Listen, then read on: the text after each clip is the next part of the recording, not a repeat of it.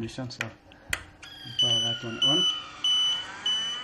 Students here at the University of Nairobi are training for the jobs of the future at Kenya's first planned nuclear power plant.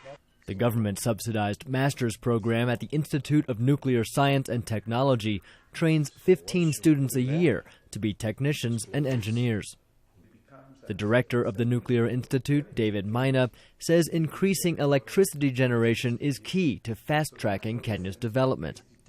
The kind of things this country is imagining that they want to do require a lot of power. And here we are with only 1,600 megawatts. What can we do? If you compare that to a country like Korea, which has 43,000 megawatts, you see we are a tiny consumer compared to those big economies. About 69% of Kenyans live in homes without electricity.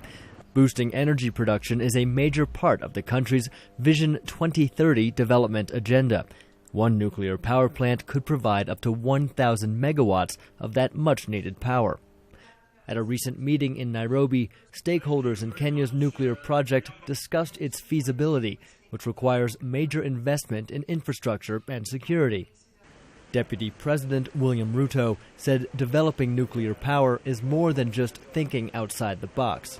Kenya's stated intention of using nuclear energy for electricity generation reflects the sort of thinking which can propel a country from relative mediocrity to the realms of greatness. Many other developed nations have turned away from nuclear power following the disaster at Japan's Fukushima plant in 2011. Germany is scheduled to close all of its nuclear plants by 2022. In Kenya, too, there are those who fear building a nuclear plant could invite a Fukushima type of disaster or be a target for terrorism.